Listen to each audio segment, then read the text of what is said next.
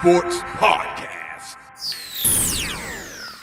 Hello and welcome to the 360 Sports Podcast Show with your hosts, Mario Mays and Adrian Pinland. Please feel free to hit the subscribe button and share. Now, enjoy the show. All right, welcome to the 360 Sports Podcast. We have one of the most anticipated interviews we think we'll have this year. We're very excited to have Coach Chuck Graham. We have been trying to make this happen for a long time. Man, we finally grabbed. He's a busy guy, very important guy, doing a lot of great things in the Gainesville community. So first of all, Coach, we just want to say we appreciate you for taking time out of your busy schedule to spend a little time with us for today. Man, I definitely appreciate it. You know, I'm more than honored to be on. But before we get started, man, I just wanted to tell y'all thank you.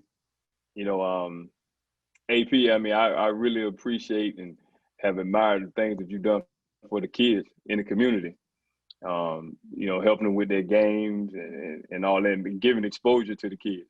And also, Mario, what you've done, not just on the court, but also, you know, off the court, you know, exposing kids to different venues and avenues in the sports realm, man. I really appreciate it. And, you know, Cube, should I admire Cube, like how he navigated his, you know, his daughter stuff, his career, being a father. I remember him from way back in the Boys and Girls Club, man. So I'm just, you know, proud of the stuff that y'all are doing, man. Most definitely, Coach, most definitely. Chuck, man, Yep. I know a lot about where you come from. You know, I went to school not too far from your hometown in Greenwood, Yep. South Carolina, and know a lot of people that know you from Augusta. Everybody I talk to from South Carolina to Augusta, they say great things about you, about your high school career, about your college career. Now that you're getting into high school coaching, man, like, where did this all come from? Like, how did you get started in the basketball? Oh, well, just like everybody else, man, like, you know, just getting together with kids in the neighborhood. First love was baseball, you know, and it just kind of fell into the game and kind of evolved, and then it went to football. So by the time I got to middle school, you know, played basketball and kind of, you know, well, actually fell in love with it. And Boys and Girls Club, you know, playing in different rec leagues, playing all over Augusta. But I definitely had a lot of people to kind of help me, to kind of pour into me. You know, one of those guys, Gerald White, you know, that went to my high school, we played at Auburn. He was one of the first guys that I saw, like, you know, just take a look at him, like, man, somebody from here can make it to that next level and play on TV. So kind of inspired to be like him. But most importantly, looking at some of those guys, you got the positive and the negative. You know, you got guys that were good players but had some character issues and didn't quite make it. But Gerald always carried himself in an upright way. And my high school coach was always big on, you know, speaking life and character and making it to the next level. So, Coach, after you go on and have a great high school career, you ended up at Florida State. Yep. So that lets everybody already know you were a big-time stud in high school. So talk about the recruiting process for you and the other options you had after playing high school basketball. Well, you know, during the high school, I was recruited. Actually, I committed before my senior year. You know, and back then things were a little different. There was a little test out there called the SAT, you know, and it had a little difficulty navigating through it the first couple times. So I committed to Florida State after taking my visit, but also went to Georgia, South Carolina, and Alabama. You know, those were my visits. Wanted to stay closer to home, but I saw an opportunity at Florida State. Of course, it's football school, but I saw an opportunity. The basketball program was, you know, on the rise. Had a lot of great guys, couple pros that just recently graduated. So I thought I had an opportunity to get on the floor as a freshman, that was important to me. And all those places, you know, you can get a good education. So the educational part to me was an individual thing.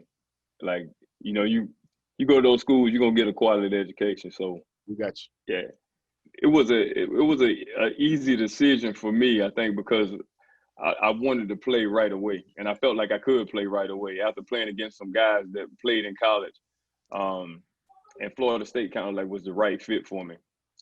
You know, but the recruiting process, like, it's a little different than it is now. I mean, you have so much social media, you know, guys have video, highlight tapes, and that whole nine. So it was a little different.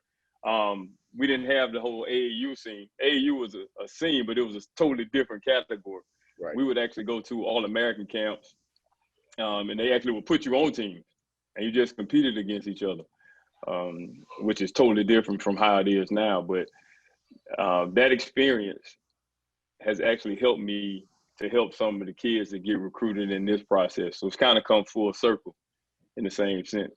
The relationship piece never changes, and just trying to find the right fit between sending a kid to college and just sending them somewhere just because it's a D1 or D2, but actually finding the right fit, which I think worked well for me. You can actually help some of these kids now that's coming out of high school. Yeah. Chuck, let's also talk about, because I believe that you got invited to the Nike camp coming out of high school, right? No, I wasn't Nike camp. The big camp then was when Nike was big, it was just starting. Okay. Up in New Jersey, it was just starting. But it was a BC camp, BC Okay. All-American camp, which I was eventually evolved into the Nike camp. Nike. Yeah. So the BC All-American camp, and it was crazy, man, because it was right in Carnesville. I had never heard of Carnesville. They had like 3 sessions. It was a session in Macon, Milledgeville, and then they had one right here, man. So all the kids from the Southeast and some kids from the Midwest came down here, and it was an awesome experience because all the college coaches were on the sideline, just kind of like how they do it today. And it was a week-long event. I ended up going to that camp 3 years. 3 years. I went as a sophomore. Who were some of the big-time names at that camp? Oh, man. This guy named Doug Edwards, who actually was one of my college teammates. I mean, he was there. I think Hurley played in one of them. Jim Jackson. It was just a loaded talent, even guys you never heard of. You know, and it was my first experience, you know, being from Augusta. You know, just playing around with local guys, but seeing guys playing on that level and, you know, jumping out the gym and having to really push up and guard people. But it was a guy that probably is from Athens, and he's around the Athens area now. The guy's name is Marvin Nash. He played at Cedar. Was his nickname Frog? Yeah, he played at Cedar Shows, man. He's probably one of the best high school basketball players I ever seen. Heard a lot of stories about him. Yeah, man. And you'll catch him at a Cedar Shows game. He always sits in the front row. But he was probably one of the best high school players I ever seen. I mean, just unbelievable. You know, he had that Steph Curry range back then. Couldn't he jump pretty good too? Yeah, he had a little bounce. So yeah, man. But I ended up meeting him and became good friends with him, you know, because of that camp. Okay. So you go from that situation, going through that camp situation, and you head up to Florida State. When you get to Florida State, what's your first impression? And talk about the level of play in the ACC, night in and night out. Talk about just the competition and the expectation that you have to bring it every night playing in that conference. Well, definitely the first day we played pickup. Of course, I'm nervous, but I'm kind of excited to get on the floor and play with the guys. But it was a little bit overwhelming for me initially because in high school, I was able just to pretty much get to my spot and then use my athleticism, get my shot off or whatever. I learned quickly that you have to really pick your spots and really rely on your teammates. And that was one of the things that during the transition, you know, I never really developed that part of my game as far as relying on teammates. And I had to learn that quickly because you got some guys out here just as athletic and some of those same moves, you can't get to that same spot. So you got to have a counter. And that was a big thing. You got to have a counter. Now, the other part of that is you definitely have to be ready to play every day, you know, and people always say that no days off and what playing hard look like. If you don't have that energy, I mean, first of all, you're not going to get on the floor and you might not get your spot. You may not get a spot. So having to have that energy, and then playing in the ACC competition, you're playing against pros every night, and you definitely don't want to get embarrassed. But I think that level of competition makes everything else rise to the next level, though, because guys, you see these other guys on TV. You may see the Dukes and Carolinas, and you're playing against guys that Grant Hills and Hurley, and they just played in the national championship game, and you go to Carolina, and you really have to balance that, but you really have to play hard, though. And I think playing hard kind of like solves a lot of that stuff. Of course, and you definitely have to have the skill, but playing hard will actually save you.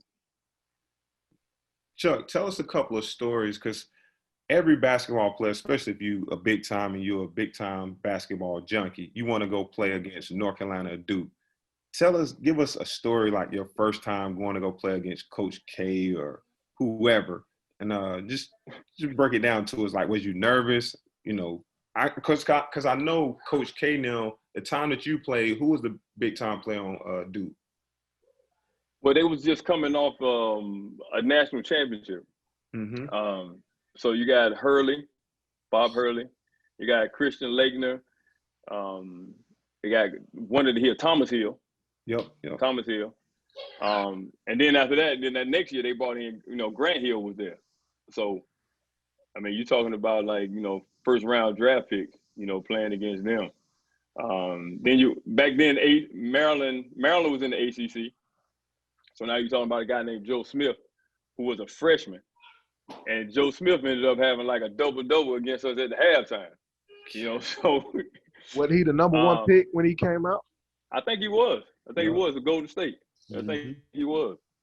You bounce up to, you played against a guy named Rodney Rogers up at Wake Forest, who was a monster. He was just a straight grown man. Who I got caught on the backside rebound with him one time, a couple times. And we played 3 guards. So I had the highest vertical out of the guards, so they would actually put me down on the bottom sometimes. So I got caught with him on the weak side rebound. So every time he would jump, man, I would, get one of them little forearms and move him out the way. And after about the 3rd time, he he sprinted. I'm running back down the court. He sprinted up to me and said, "Hey, Graham, you got one more time, buddy. You got one more time." I couldn't let him pump me out like that. So, but I definitely tried to block him out instead of like just pushing him in his back trying to get the rebound. Let's see. Who was at Georgia Tech then? Kenny Anderson was there, and then they had the Berry boys. Yes. John Berry, and then had a guy named Malcolm Mackey. Yes. Malcolm Mackey had like tremendous footwork. But then we played NC State, they were a little bit down, but they had a guy named Tom Gugliotta that was kind of like a stretch 4. He was kind of like something we had never seen before, though. I mean, his shot was amazing. Talking about a guy that was 6'11", that could just flat out stroke and get to the hole. So he was 6'11"? Yeah. Goose about 6'10", 6'11", man. He could get it. He could get it. 6'8". Man, okay. But you know what? But back then, though, if a guy was over like 6'7", 6'8", and he really didn't play with his back to the basket, most guys consider him soft. Mm-hmm. But that guy his game was just like totally different, though, because he was one of the ones that could step out. You definitely had to be aware of him on the floor. But North Carolina had Phelps. They had Hubert Davis, Montross, because Duke won back-to-back, and then Carolina came back and they beat Michigan. And that was my senior year. Chuck, so who was the best player you ever seen in college while you was at Florida State? It can be, you played with them or you played against them. Man. Well, just looking at it from a pure college standpoint, my sophomore year, we ended up playing UNLV. And they just came off winning the national championship. And Larry Johnson was flat out the most – well, first of all, he was physically imposing, though, because he was huge. And then he actually could, put the ball on the floor, and he was just super athletic. And I don't think people realize how athletic he was, because when he got to the league, he had hurt his back. And he didn't have that same explosion or that same push. But, playing against him in that one-game scenario was tough. But Christian Laettner, used to wear us out, though. I swear, we played about 4 games against him. He probably missed by 2 shots. God. Yeah, he had a certain toughness about him, though, and the will to win. And I see why that dude's teams were successful. Man, he was kind of like the leader of that team, but he was like no nonsense. But he could play. He could definitely play. And then my redshirt senior year, we had played against Tim Duncan. Had no idea he was going to be the type of player he is now, but he showed flashes. You know, the 2 times that we played against him, he showed a lot of flashes, though. So you played against a lot of great players in the ACC. Yeah. Talk about some of your teammates. I think one time we talked and you mentioned Sam Cassell, who I think probably is one of the most underrated guards, you know, I would say that played in the NBA. I mean, but for his size, what he could do scoring the basketball was amazing to me. But talk about some of your teammates.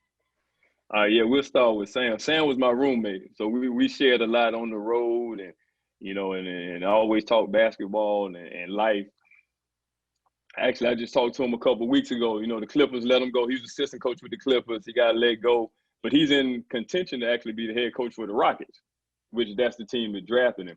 Yeah, so we're keeping an eye on that situation. And if not, you know, we talked about it because he wants to still stay in coaching. So he may end up going to Philly with Doc if things don't work out in Houston. But going back to Sam, man, when he started, he came to Florida State. He was like the #1 JUCO point guard. And everybody wanted to get a piece of him because, you know, he come down, he can make our team better. But let's see what the #1 point guard look like. And I remember the first day we playing pickup, I'm like, man, because he doesn't look athletic, right? But once that game started, man, you just couldn't stay in front of him. He just had so many moves. And Sam's from east side of Baltimore. And it was all about, like, just straight fundamentals. He had all the footwork and the angles, and he actually could shoot the ball. But after that first day, we definitely knew that we was going to be on the map, that this guy could lead us to that next level. So Sam ended up being a first-round draft pick, ended up going to Houston. First and second year, I mean, ended up winning NBA championships with the Rockets.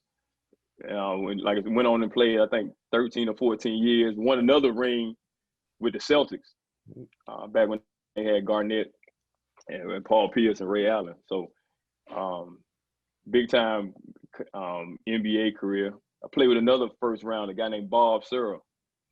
You know, Searle's about like 6'5". One thing about Searle that I share with our team now is I was a junior when Searle was a freshman. Came in, really couldn't shoot the ball. But, I mean, he could get to the hole and he could handle, and he was great on the defensive end. And he could jump. But really couldn't shoot the ball. So all that next summer between his freshman and sophomore year, man, he shot thousands of jump shots. When he came back, I mean, he was probably our most consistent three-point shooter. And ended up averaging like 18, 19 points a game as a sophomore. And I think that summer actually propelled him to NBA status. Because once he perfected that part of his game, and it was all work, because he would just say, I just went home and I shot, came back. You know, it wasn't no real quick thing, but he had the confidence because he had put the work in. Also played with a Heisman Trophy winner, Charlie Ward. Charlie Ward played on the basketball team for 4 years. Actually, we were seniors together. He's coaching high school basketball now in Tallahassee also. But, you know, just seeing Charlie never would doubt him, man, because people were doubting him playing quarterback at Florida State. And he proved a lot of people wrong. Then he came out for the basketball, like, nah, he can't really play basketball. He ended up getting drafted in the first round by the Knicks. Right. Not super athletic, but just straight, strong, fundamentally sound guy. And he ended up playing 13, 14 years in the NBA also. But Doug Edwards was a guy coming out of high school. He's in my class, 89. We came out of high school. Doug was the #2 player in the nation behind Kenny Anderson. Doug always worked on his game. He was a prop 48. That time he had to sit out his freshman year. But what he did in 3 years in terms of taking the program to the next level and taking his game to the next level. Because Doug is 6'9" also, but he can put the ball on the floor. Wasn't a great shooter from three-point range, but his mid-range was two dribble pull-up was unbelievable and got him, like I said, hit tenacious rebounder.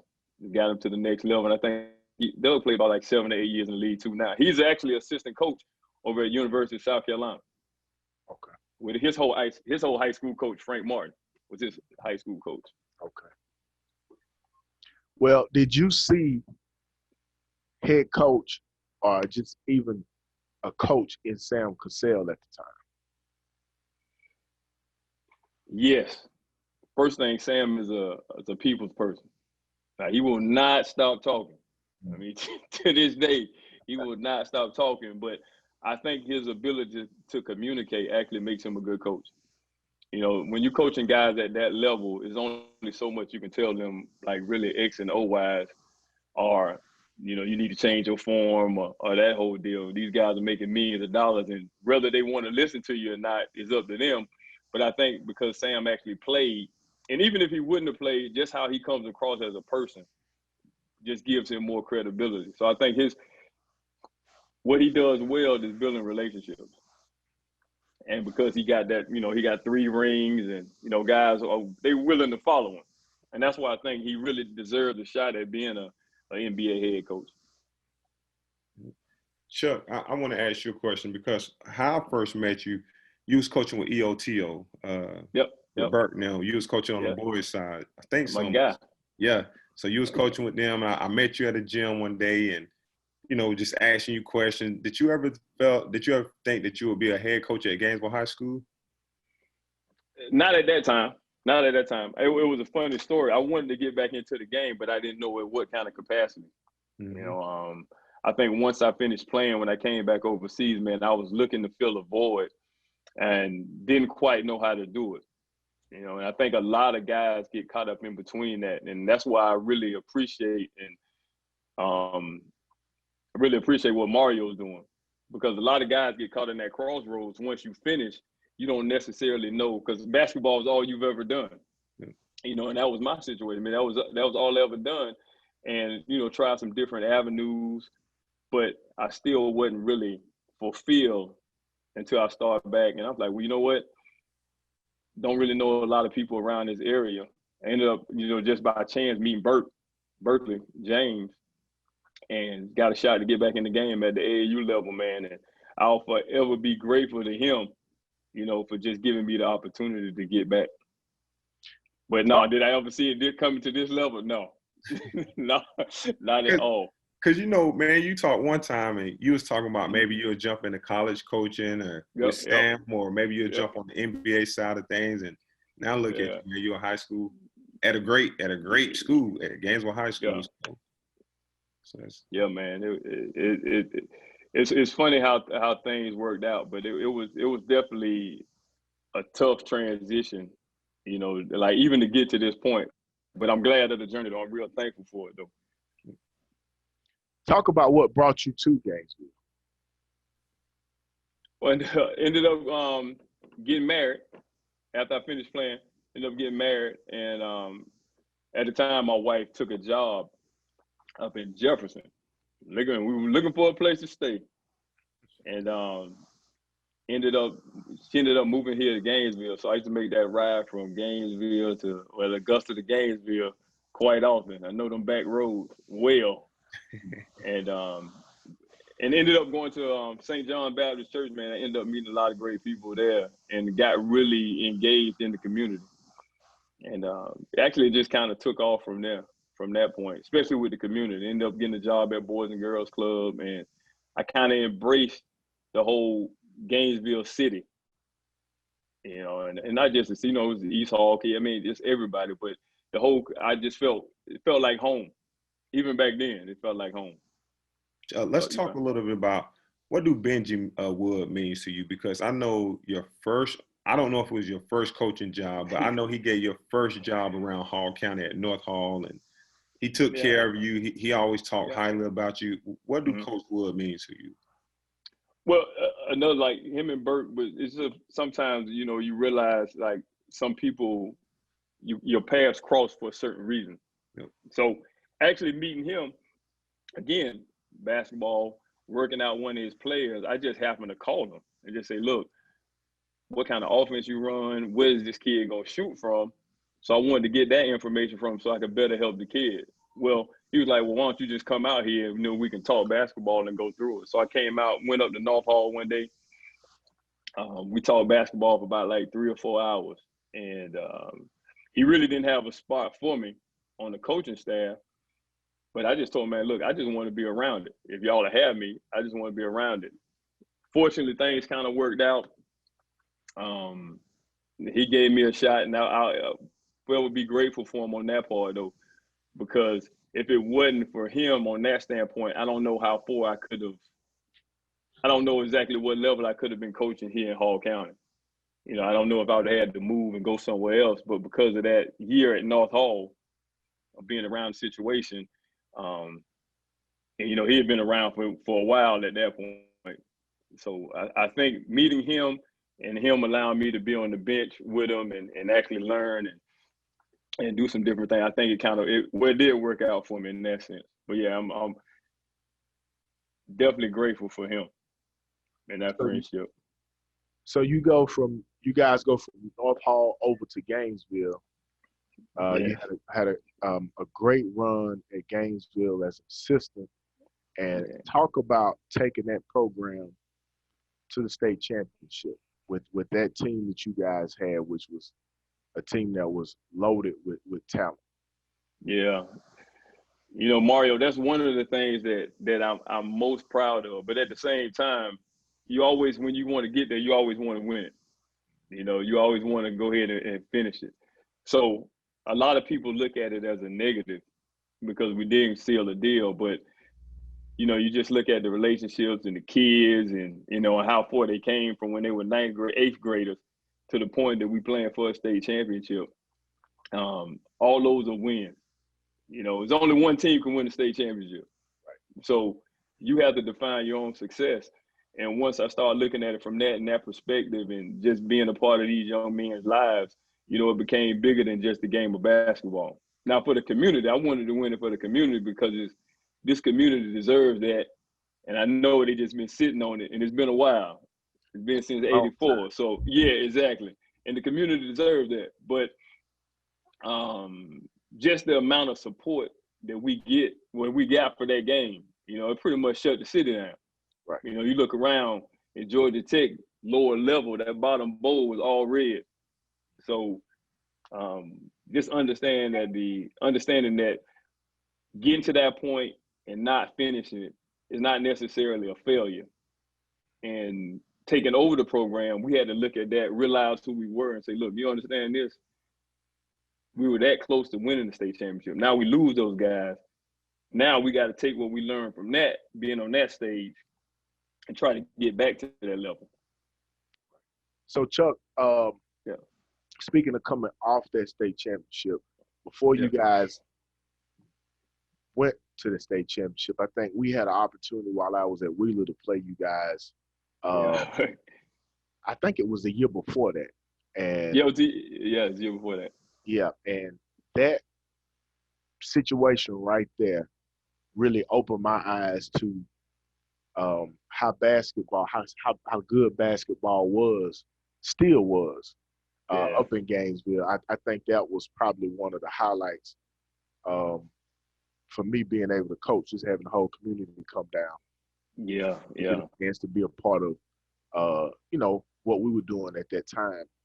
And then I had a chance to really watch you guys compete against Tucker. Your first year. And I think that right there kind of sealed the deal for me. I was a Chuck Graham fan, you know, going out. And really based on more, not just based on those guys going down there and, you know, what they displayed on the floor, but just kind of how they carried themselves, just the hard-nosed, just work mentality that they displayed, you know, throughout their game, because that just personifies, you know, the city of Gainesville. So kind of talk about moving the seat over.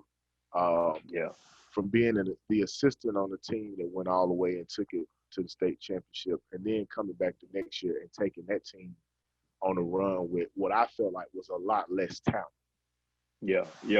Well, the first thing, going back to the game we played against you guys, you always want to, you guys were like the top program in the state at the time. So you always want to play just to find out. So you would know for yourself as a coach, what we need to work on. And then you want your players to understand what it's going to take for us to get to that level. So that was a program defining moment for us because it gave us a reference point. Okay, well, you see Wheeler playing on GPT, like playing the state championship. So look, this is what we need to do to get to that level. So we took that game as a lesson. And it was able to mold, the KJ Buffins and Xavier Blessings and those guys. So once they got their opportunity as juniors and seniors, they got the opportunity to shine and play on a couple big stages. But once those guys left, we almost had to redefine because we lost like 90% of our scoring. So we had to redefine who we were. And that the Tucker game was kind of like a culmination of our entire season where we'll fall behind early, deal with a little bit of adversity, and be able to overcome it. And it goes back, like you say, tying it back into the city. We didn't have as much talent, so we had to be just the toughest team. And I thought a lot of those games, especially that Tucker game, thought we was the toughest team. We just didn't execute the last couple minutes and miss a couple free throws. But I was so proud of the kids, just knowing where they came from and what, we just played in the state championship game the year before, but just knowing where we came from, I thought that, and the support that we got from the city was amazing. Half of the gym was Gainesville. Right. And for us to show up in that kind of way and still have a chance to win the ball game at the end versus a pretty talented Tucker team, which I thought they probably should have won the state that year. It just came up a little short against Tri-Cities. But I was real proud of our guys' efforts because that kind of like defined the program and kind of like defined the city, like where we are. And this is what we're going to be about moving forward. Because we had to get rid of, not forget, but we had to get rid of that mentality because we didn't have the same amount of talent that we had before. So the little things meant that much more to us moving forward. Yeah. So talk to me about the tradition over at Gainesville, basically being a guy that wasn't born and bred in Gainesville, coming from Augusta. What's your feel on the tradition and some of the things that, you've been told about the tradition at Gainesville? Man, it's nothing like, and I'm almost bittersweet because, we spend a lot of hours in the alumni gym, which everybody else in the community called the old gym. We spend a lot of time in there and actually talking to some of the people that came before me and just getting their perspective actually led me to embrace the whole tradition. Because you never want to lose that part of it. You never want to lose that part of it because, wearing the G actually means something. And I think that, sometimes the kids don't really understand, but when you got that much love and community support and the winning tradition of Gainesville, I mean, I didn't even realize this sports and football program is like the fourth winningest program in the state. And I saw a stat like on Twitter a couple weeks ago. We won state championships, girls side, boys side. So, and you just think about all this talent that has come out of this one place, this small town. We definitely instill that into our kids now. It's like, look, you got to embrace that history because if you don't embrace it, you got an opportunity to write your own ship. And that's what we always say. You got to leave this place better than you found it. We tell every senior class that. So, and I love the expectations. There's plenty of expectations around here. Now, you can't get caught up in it, but the expectation keeps everybody on their toes. But again, like I told you, we as a program, we have to define our own success. So we don't get caught up in what people think we should do or what should be going on. Now, we embrace it, but at the same time, it's still about, making these kids better men. And that is another reason why I have become a guy who from a distance will always be a supporter of what you're doing with the program. I've been able to see firsthand um, your take on trying to help those young men, be bigger than just the basketball. And coming from that perspective, for you in this day and age, what do you see as challenges for your guys as they come through the system in Gainesville as student athletes? Wow, that's a great question, because even with being out of school for 5 or 6 months during the COVID, and then with everything else going on in the world, you still got to realize these are 16, 17, 18-year-old guys that are looking, basically for someone who will listen to them, someone to lead them and somebody to love them. So understand that, and that's why, and that's basically my why and why my passion is how it is, because I don't even consider this work. Somebody helped me when I was coming along. So it's almost like, it's come full circle. So they look up to, and that's why it took me a while, Mario, going backwards. When I said I was trying to fill that void, I was, doing selfish things. Like my character wasn't right in terms of leading people. I couldn't lead myself because after basketball, didn't have nothing in store. I had never done anything else outside of basketball. So just trying to find myself, or trying to find that void, fill that void in all the wrong places. And you end up making some bad decisions that affect not only you, but affect everything. But fortunately enough, a lot of prayer and a lot of people praying for me actually put me in position to not only get my character right, but now, like, look, it's not about basketball, but now I got to lead these guys, because one day they're going to be husbands. One day they're going to be dads. So trying to get them to understand that, like, let's use basketball as this vehicle, right? Now, if it work out for you, work out for you, but let's use basketball as this vehicle. Understand the social climate, what's going on, but remember, you're also a part of a team, then you're also a part of a community. And it's real tough. I mean, you talk about like some of the racial tension and all the stuff that's going on outside of the school. But like I tell the guys, love always wins, right? If you just generally love people, you're going to always win. Now, you're not going to be able to fix people, because sometimes your views are just as strong as anybody else's.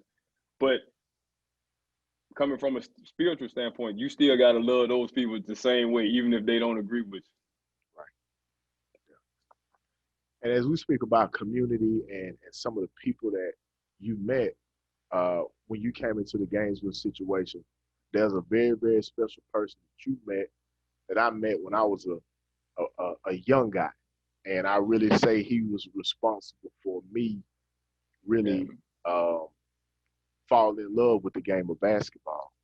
And that guy is Mr. Cluster Smith, who we all know he suffered a very bad stroke.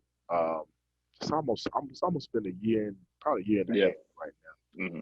Talk about what Cluster was able to do for you from the standpoint of just getting acclimated to the Gainesville situation when you came over. Yeah, I'm gonna have to back it up, because I met Cluster actually about 5 years before I even came to Gainesville. Okay. I met Cluster at a basketball tournament in Augusta, Georgia, just standing outside the gym. And we just started talking. Because, Cluster never met a stranger. Right. We just sat out there, we just started talking. And I was like, oh, this dude pretty cool, man. So we just started talking about basketball, and, we had some of the same interests. And when I came to Gainesville, I kind of remembered, like, oh, let me go to the Boys and Girls Club. Let me go and hang out. And who I run into? Cluster. Ran back into Cluster Smith. Yeah, so, and we always laugh about it even today, because he would say, you remember when you were talking to me outside the gym in Augusta? But Cluster was one of the first guys, because he used to be a head coach over here at the middle school at Gainesville. But he was one of the first guys to really introduce me to everyone, because he knows everybody. Right. And to tell me about the tradition, and about, like, look, man, this Gainesville, this is what it's built on. So when I mean to tell you that that his fabric and his fingerprint is on our program now. I'm telling you, it's more than just he played for Gainesville. I mean, I can still hear him talking to me when I'm talking to the guys about, like, look, this is who you represent. When you put the jersey on, this is all the guys that played before you. And so when Cluster actually explained it to me like that, and I seen the passion that he had, it was easy, you know, because his nephew played for him. It was easy for me to say, look, you need to go talk to your uncle, because this is what I'm seeing, Right. you know. And no matter what, if it's family or what, Cluster's always right. Whatever's right, Cluster's rolling with it. So Right. you got to listen to what your coach say. There ain't no questions about it. You got to listen to it. And, you know, I'm grateful for him, but I love Cluster Smith. Just love his spirit, man, because like yourself and thousands of other kids who can't walk through that door of that Boys and Girls Club, all the kids he done trained, he's impacted so many lives. I don't even think he knows the impact that he's left on this community. Right. Right. Most definitely, man. I mean, you know, I hope that, you know, this spring we can definitely find a way to honor Cluster for, like you said, so many lives that he's been able to pour into on the floor, off the floor. And just, I look at just the generations of kids that he's been able to touch that, like you said, ended up coming and playing in that program. And the funniest thing was, he was the reason why we felt like, I can't wait to get up there. You know, the stories that he would tell us, and, you know, the experiences he had and how he taught us to compete. It was just legendary, man. Like, the man, he would work all night long at Wrigley's and get off and come to the boys club and be asleep, sitting in the chair. And me and Greg would throw the ball at him, man, come on, let's play. We didn't want to play nobody else, because it wasn't nothing to beat nobody else. But if you beat Cluster, then, you know, you accomplished something. You know, you go. That's kind of the way we came through with it. And then, like, I think the other thing you said is so important. So many people don't understand how many other kids that he had an effect on. Just his spirit, like you said, him being positive. All I hear every time I come to gym is, keep your head up. You know, that's all I hear. You know, to be able to, you know, talk to him now on the phone every time we get finished talking. Hey, man, I love you. You know, I'm praying for you. So he has been a giant in that community, man, and I hope people, you know, we got to give him his roses, man, you know, before it's too late. And that's a lot of people, but I can't, you know, talk to you without bringing him up, because I know me and you have shared that before about Cluster. Yeah, man. Cluster, like I said, whenever I, you know, hang up the phone with him, is always, you know, keep them boys straight, coach, love you, praying for you. You know, if you need anything, you know I am, even to this day. So, you know, like I told you, his fingerprint goes far beyond, like I said, the program, but he definitely left his stamp on what we're doing, like, right now. I mean, that same competitive spirit that he put in your group and that generation, it's the same thing that we're looking for now, and the same thing that we're teaching now. Right, definitely. So, being that now you're in this situation, head coach of this program, you guys are doing a heck of a job. Who you marking on that schedule, coach? I know it's some rivals that we created back in the days, and that was even created before me. But who is Coach Graham looking on the schedule saying, man, we got to have our 8 game on when we play these guys? Yeah. Well, this year's schedule, man, we finally got everything complete. You know, I think we're in a good situation to actually be able to be pretty good this year. But one thing for the city, and that I'm glad of, man, we got the East Hall rivalry back. So we got the East Hall game back. So we'll be playing them, and actually we'll be going over to their place this year. So, you know, we're definitely looking forward to that. You know, I've heard tons of stories about the old East Hall Gainesville rivalry, and me, you know, being an outsider and not understanding it and just looking at it from our side, you know, I didn't know how much it hurt the city not for us to play that game. Right. Until we came back and played it last year. And, and looking forward to get back and even better than what it was before, but I'm glad to have them back on the schedule. So that's one you're definitely looking forward to. Now, Lanierland creates this whole potential challenges because you can talk about Lanierland, but until you actually experience one, you have no idea the amount of the atmosphere. Right. And I told that first group that we had the first year I was head coach, man, this is like a state playoff game. We have an advantage when we go on the road or we play in the state playoff game because we've actually played in 3 of them. Right. Being in Lanierland. And, you got the West Halls and, the Cherokee Bluff, Flyer Branch. And, outside of Lakeview and us, everybody else is all county. Right. So when you walk into that gym, not only you playing against that school from Hall County, you playing against the entire county.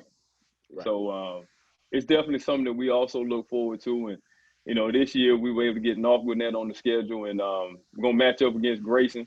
They coming to our place. So another one of those games that I'm telling you, like, we want to see how we match up against one of the premier programs in the state. Right. So I think, in this situation, being on that certain stage, we're moving up to 7A now. So being on that stage, our guys have been there before. We've been on the road before. We played here, we played there. So now it's time to play one of those games at home. Okay. Well, Coach, who are some of the young men that you're going to be looking to be leaders on this year's varsity basketball team? Man, I'm excited about, like, basically all our guys. But we got a kid, Rob Reisman, who will be a senior. Rob's about, like, 6'3". Seeing the kid grow from probably about 5'10", 5'11" as a freshman, playing in the state championship game. That we played in the state championship game, he was a freshman, so he's seen it. Okay. He's seen it firsthand. But never been so proud of a kid just continue to work and develop and believe in what we do. So he's a program kid. We got Eli Pitts. Eli's about 6'5", just long, athletic, really looking for him to have a breakout season. Both of those kids made all region last year. Took their bumps and bruises early. But, things happen for a reason because of some situations. We had to put them in games early, and I felt like they really wasn't ready. And, Mario, one of the things that we always talk about, even in life and in development, you can't skip steps. Right. And I think we had to go through that process of, we started off the year last year 0-10. And that was some of the reasons why, because we had guys playing that really wasn't ready. But they took their lumps. Really proud of them because they didn't waver in the things that we do. We kept coming to practice, working hard, and, ended up winning Lanierland and ended up winning like 9 ball games, 12 out of the last 15, because of those guys learned those lessons. So now they understand what it takes to win on the road, how you prepare to win home games. Everything matters, like how you get on the bus, how you prepare yourself before school, all during the day. So now we've learned those lessons, and now it's time to execute that part. So those 2 guys, I'm really excited to see. Of course, we had a guy moving from East Jackson. He was with us before, but he's back. Jimmy Jackson, right. He'll be a senior. Luke Blackburn played a little bit of point for us. He's back. Dylan Bobka, another program kid. And all these guys are seniors. Then we got the football kid, said nicely, who I think he just recently, yesterday, he picked up an offer from Ole Miss to play football. So kind of excited about this senior group, man. We got a nice little mixture of young kids too. So I'm excited for the season. All right. Well, Coach, man, look, it's been a pleasure having you. I'm always going to be cheering and rooting for you guys. And I look forward to hopefully what the spring will bring. Looking forward to bringing the All-Star Classic back your way. And definitely. Just look forward to watching you take that program to new heights. And definitely want to salute you and appreciate what you brought to the program, but also, man, what you brought to the community. For me, being a Gainesville kid and watching the program from a little guy all the way up to a grown up now, and always checking back in on what's going on at home, it's a good feeling to know that we got a guy like you that's standing in front of those young men and also just pouring into that community, man. So again, salute to you, man, and anything I can do from a distance, even pull up and do. You know, I'm all the way in for it, man. So like I said, we salute what you're doing, brother, and we wish you well, man. Man, I appreciate it, man. I appreciate it. Like I said, it's a total team effort because this is it's more than, well, we always say it's more than basketball. It's beyond the bench, right? We trying to keep it right there. You know, beyond the bench. So we trying to keep everything on. Everything is everything, but more importantly, if we have strong men, we're gonna have a strong community. Right, definitely. All right, Coach. Well, we're signing out of here, and Coach, we'll be running into you soon, brother. Yes, sir, man. I appreciate it. All right, take care. All right. Yep.